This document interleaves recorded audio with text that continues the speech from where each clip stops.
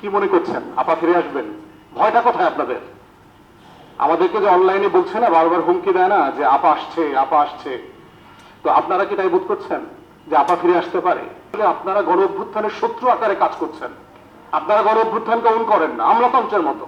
যে রাষ্ট্রের দরকার ছিল যে এনার্জি সেক্টরে আপনি কম্পিটিশনের ভিতরে ন্যায্যতা নিয়ে আসবেন, পলিসি কনসিস্টেন্সি করবেন, সেটা না করে ইভেন বর্তমান সরকার, অন্তর্বর্তীকালীন সরকার একটা কোম্পানিকে পলিসির ওভারওয়েলমিং অপরচুনিটি ফ্যাসিলিটি দিচ্ছে।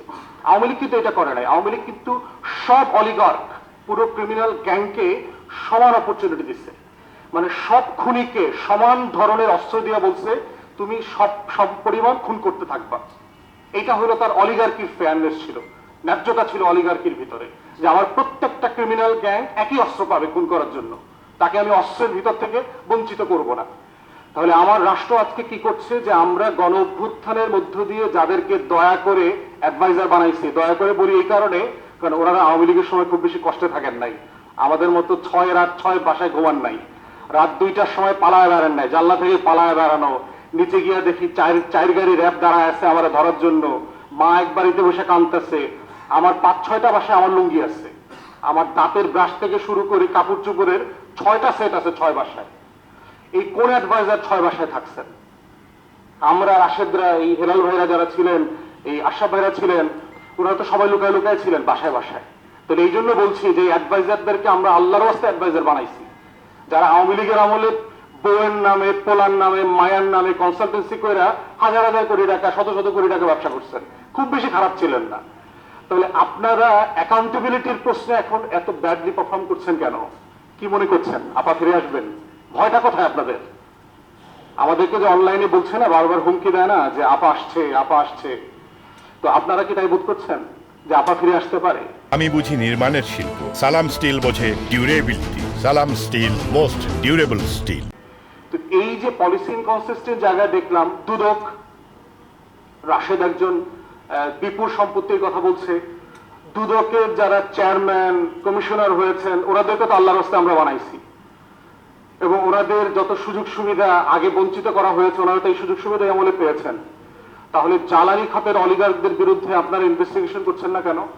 আপনারা ধরছেন না কেন? জনতা ব্যাংকের একজন কর্মকর্তা আমার কাছে এসছে, 1.5 লক্ষ টাকা চুরি করার দায়ে দুদকে তার মামলা হয়েছে।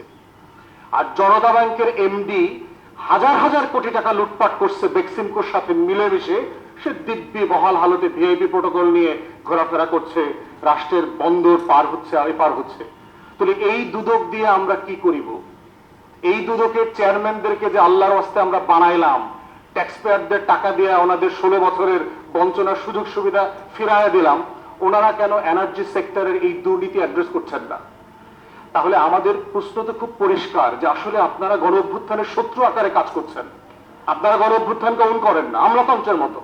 একইভাবে এই প্রজাতন্ত্রের কোন আমলার ভিতরে এটা দেখি নাই যে গত বাংলাদেশে একটা 1400 শহীদের রক্ত দিয়ে একটা পরিবর্তন হয়েছে। They are very concern about their new post, position, transfer, promotion, new car, এবং কোন পিডির দায়িত্ব তারা নেবেন, তারা কোথায় ডাম্পিং পোস্টে আছেন। প্রত্যেক আমলা মনে করে তার ডিসি হওয়া উচিত ছিল, তার সচিব হওয়া উচিত ছিল। ইউজলেস, অধিকাংশ আমলা হইল useless, yet they think of themselves the best and competent among all of them. এবং তাদের ভিতরে কি বঞ্চনার কষ্ট, ভাই 16 বছরে কি কষ্ট পেলাম, তো জিজ্ঞেস করি ভাই না খায়াছিলেন, পলায়াছিলেন, রাইতে পুলিশ আইছিল, র্যাব আইছিল, মিথ্যা মামলা হয়েছে, তখন আর কথা কয় না। কষ্ট কি? মানে তার কলিগ যেটা দোষরীপনা করে সফল হয়েছে, সে আওয়ামীপনা করে সফল হইতে পারে নাই। এটা হলো তার ব্যর্থতার জায়গা, তার বঞ্চনা কিন্তু ওইখানে। এটা তার নট ফেইলিউর অফ কম্পিটেন্স, যে যোগ্যতা ছিল কিন্তু পায় নাই, তা না ব্যাপারটা। অধিকাংশ আওয়ামী আমলা যেগুলো বঞ্চিত ছিল, যাদেরকে ভূতপূর্ব এই প্রমোশন টাকা পয়সা দিচ্ছে, কিন্তু অধিকাংশ ইউজলেস, কোনো কাজে লাগে না, হালচাষ করা যায় না।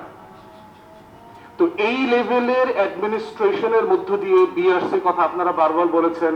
স্যাডলি আমি এনার্জি রেগুলেটরি কমিশনের কয়েকজনকে আমি পার্সোনালি চিনি, একই রকম ওই বঞ্চিত আমলা, খালি কান্নাকাটি করছে এর আগে আগে। এখন সব পাইছে, কিন্তু কান্না শেষ হয় না। ফেব্রুয়ারির পরে পথটা থাকবে কিনা সেটা নিয়ে চিন্তিত। এই যে টিপিক্যাল বাঙালি পাইনলেস, বনলেস, মর্যাদাহীন জনগোষ্ঠী, যারা এই রাষ্ট্রটাকে ক্যাপচার করে রেখেছে 53 বছর ধরে, বিশ্ববিদ্যালয়ের ভাইস চ্যান্সেলর হওয়ার জন্য আমাদের মতো ছেলের বয়সী ছেলেদের কাছে আসে লবি করবার জন্য। সেই বিশ্ববিদ্যালয় সেই রাষ্ট্রের সচিব হওয়ার জন্য আমাদের কাছে লবি করতে আসে, ডিসি হওয়ার জন্য, এসপি হওয়ার জন্য। বাবার বয়সী মানুষ